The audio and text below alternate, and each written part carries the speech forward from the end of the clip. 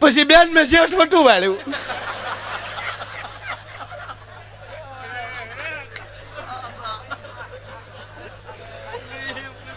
Hat trick છું બેન, મારે હેટ્રિક છું.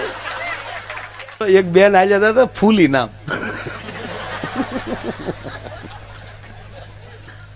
ઘણા વર્ષો પછી એની બેનપણીને મળી, પણ ફૂલી હાવ હાઠીકા જેવી થઈ ગયેલી.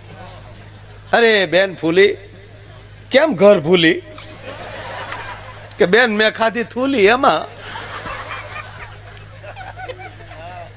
બેન તું દુખી છો? કેમ હાવ હાઠીકા જેવી થઈ ગઈ બેન ફૂલી?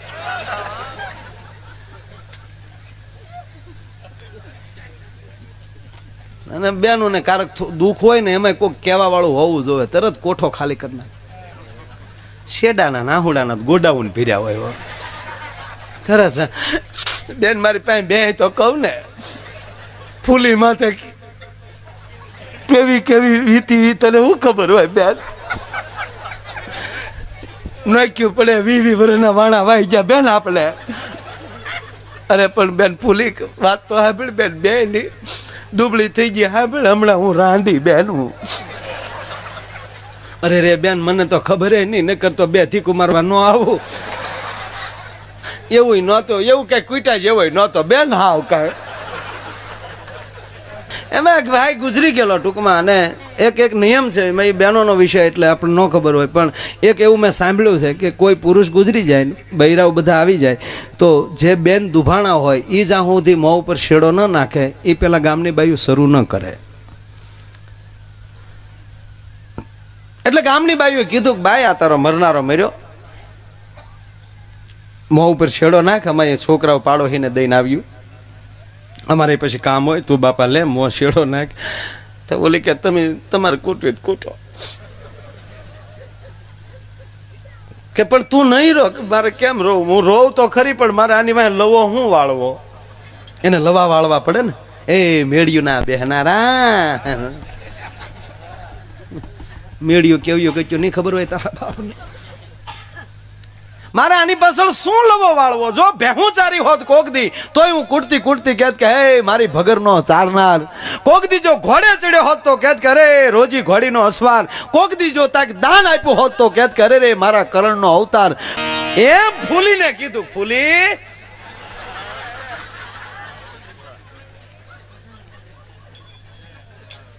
એ બેન ફૂલી નામ કાલ્પનિક છે.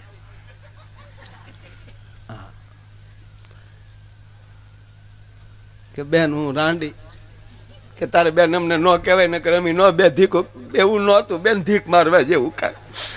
પછી તો બેન મને એકલીને આઘાત લાગ્યો. તો પછી તો આપણા ધણી ગુજરી જાય બેન, તો આપણે જીવવું કેમ? પછી તો મેં દોરડું બાંધ્યું બેન. તો બેન દોરડે ટીંગાવા ગઈ ને તો દોરડું તૂટ્યું, ગોઠણ ભાગ્યા પણ મરી નહીં બેન. પછી તો ઘરની પાસ બાઈ આવીને મને બાવડે પકડીને લઈ ગઈને કીધું ફૂલી હા કા દોરડું બાંધવાનું હવે તું ભૂલી. મને જીવાડી બેન. અને પછી બેન મેં દેરવટું વાળ્યું.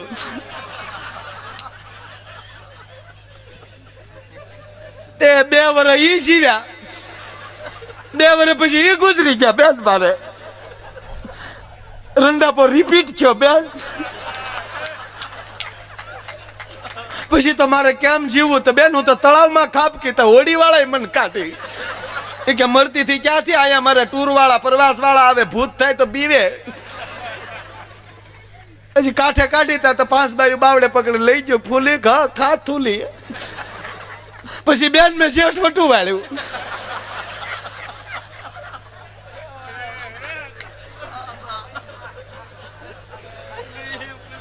હેટ્રિક છું બેન, મારે હેટ્રિક છું.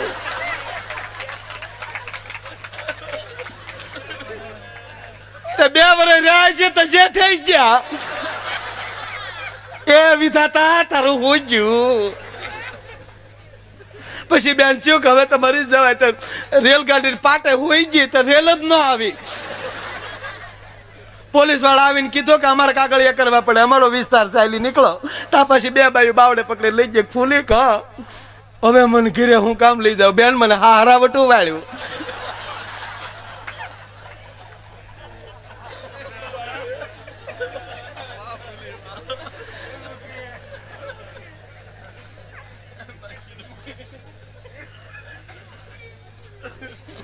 શેર ને શેઠ બરાબર ટીક્યા હવે આ કેટલી ઘડી રહે બેન 6 મહિનામાં હરાઈ ગયા તો ફૂલી આયા ઘર ફૂલી બેન પાછી તાકે હવે તાકે એક દીકરો વળી ગયો ને એક પાછો થયો આ સંસ્કાર નથી આ ફોરેનની સિસ્ટમ છે આ અમેરિકાની સિસ્ટમ છે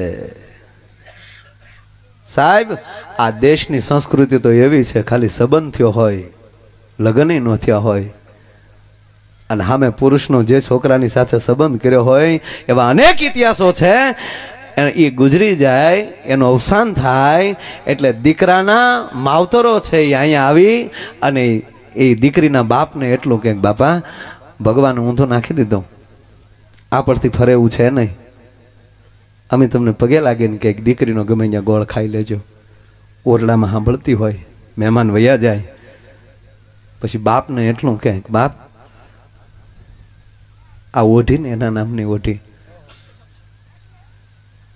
એની સબિયું જોઈ જોઈને બાપ આખી જિંદગી કાઢ નાખી પણ તારી દીકરીના જીવનમાં હું ડાઘ નહીં લાગવા દઉં પણ હવે હું બીજાનું ન ઓઢું સાહેબ લગ્ન ન થયા હોય અને એની એમ કહેવાય કે એના ફોટા પાછળ એમ કહેવાય આખા ભાવ કાઢી નાખેલાના દાખલા છે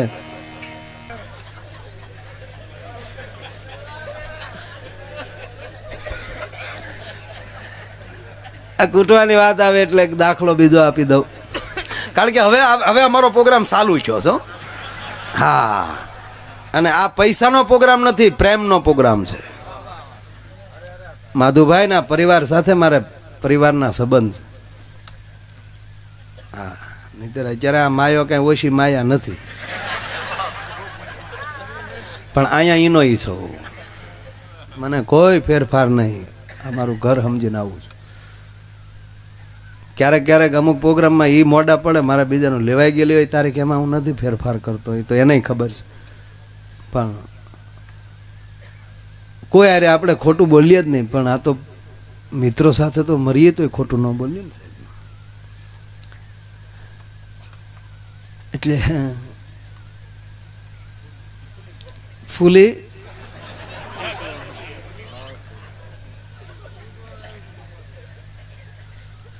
એક મરણ થઈ ગયો વાતમાલી વાત નીકળે આમ પછી ક્યાં વાત ક્યાં જાય નક્કી નહીં આમ પાછું વળીને ક્યાં આવવું એમ એ તમારે પર ધ્યાન રાખવાના તમે મને કંટ્રોલમાં રાખજો કારણ કે મેં નशे में हुआ નશો કયો તમે બધા બેઠા એનો ઓલો કોથળીનો ન સમજતા ભાઈ મેં મારી જિંદગીમાં હોઠ અભડાવ્યો નથી ને અભડાવવાનોય નથી મરણ પથારીએ પડ્યો અને ડૉક્ટર એમ કહી દે કે આને થોડુંક પાઈ ગયો તો જીવી જાય મોત વાલું કરાય બાકી એ ધંધો ન કરાય એ જિંદગીમાં નહીં એટલે બાકી પિતા હોય બધાને પ્રણામ પીજો એમાં કાંઈ એમાં શું ખોટું છે જેને ફાવી ગયું હોય એને ધંધો ન ફેરવો હું તો હાજુ કહું આ શરીરને ટેવ પડી ગઈ ને પછી તમે ખોટા વળાંક મારવા દો પણ જે 20 રૂપિયાની દાઢી કરીને આવતો હોય અને પીને એની ઘરવાળીને મારતો હોય એને માકડ મારવાની દવા પીવાય એના માટે મનાઈ કરું છું પણ અમુક મેનેજમેન્ટ માટે પીવું પડે પીતા હોય ખબર નહીં અમારા કલાકારો ઘણા પીવે હું એનો વિરોધી નથી એ કદાચ એવા ટેન્શનમાં રહેતા હશે તમને રાજી રાખવા માટે એ વિચારોમાંથી દૂર થવા માટે એને કદાચ પીવું પડતું હશે પણ એ પીતો હશે તો એ સમાજ હાટું પીતો હશે એના માટે નહીં પીતો હોય નહીંતર ગાય ન શકે નકર બોલી ન શકે એવી એને આદત પડી ગઈ હોય તો એ પ્રણામ છે અને મને કોઈ વાંધો નથી તમારે એની કાંઈ ટીકા કરવાની જરૂર નથી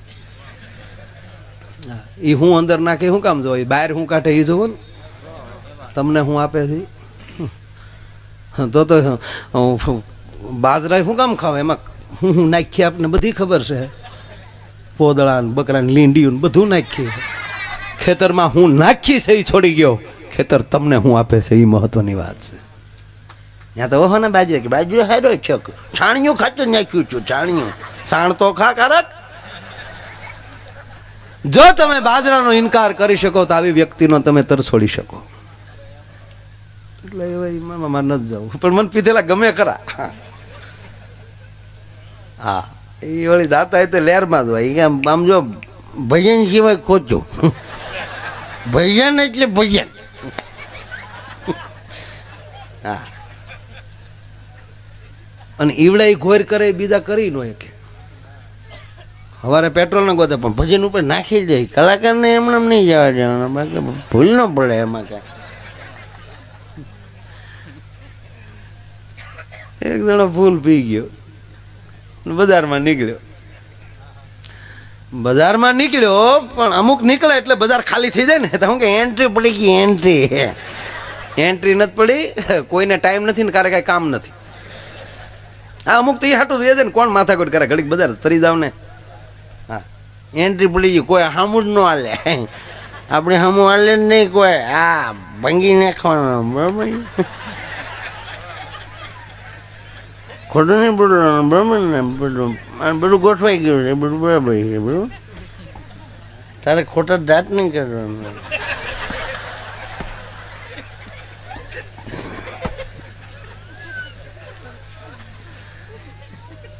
એન્ટ્રી પડી ગયા નહીં પણ નાગદાદા આવી આવતા હતા એને થોડી ખબર હોય કે આ ભાઈ આવે એટલે આપણે ભોણમાં વયું જવાય એમ અને એને બિચારાને ખબર જ નહોતું કરી એટલે એ બી જાય. નાગદાદા હમો હાથ ડગલાયેલો એ કોઈ નહીં ને તું મારે હમો ખેલારા મારે એટલે શું સમજે છે એકચ્યુઅલી તું મને.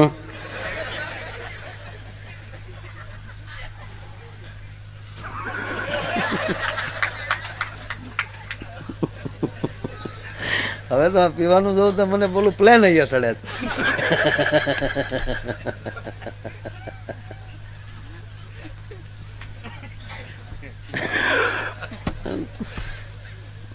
નાગદાદાને કીધું તને નહીં ભાઈડા ભેટ્યા હોય કોની સામો હાલ છો તને ખબર છે.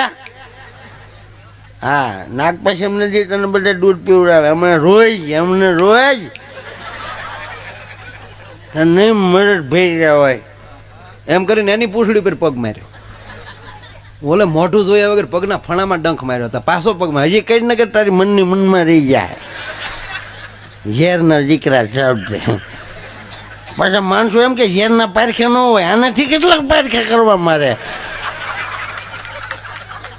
હાલ કઈ ન કે મનની મનમાં રહી જાય કઈ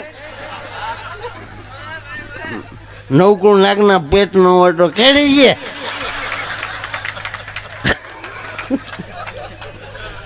નાગદાદો હાથમી વાર કર્યો જેટલી તાકાત હતી ભેગી કરીને હાથમાં ડંખ માર્યો ઊંધો થઈ ગયો. નાગદાદો બઠો પડી ગયો વિચારમાં પડી ગયો નાગદાદો.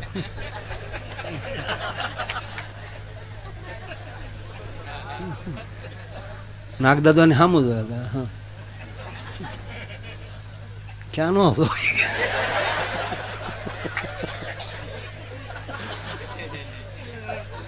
યાનો એનો તાર કડવું છે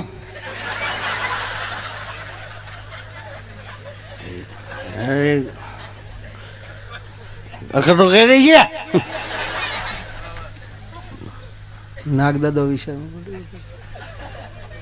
નક્કી કળિયુગ આવ્યો અને કાં અમારી પેઢીઓમાં ઝેર ગયા. હું અસલ કોબરાના પેટનો એક ડંખ મારું તો 3.5 મણની કાયાને લીલી કાચ કરી નાખો એને બદલે હાથ વાર ડંખ મારું આ મરી ગયા ને ઝેર સડે ને અમારા ખાનદાનમાં ઝેર મરી ગયા ચૂ એ મળ્યો મોરો ગોતવા મારું ઝેર ક્યાંય ગયું એમ. ગામના દોડીને આવ્યા કે આ પી ગયું આગળ ગોથું ખાઈ જાય 108 બોલાવો ત્યાં બોલો ઊભો હું કે નાગદાદા હાટું બોલાવો મારે ક્યાંય જરૂર નથી. 108 મગાવો 216 મગાવો જે મગાવો એ મગાવો જે મગાવો એને હાટું જંગલ ખાટાવાળાને કહો તમારું એક જનાવર બેભાન થઈ ગયું.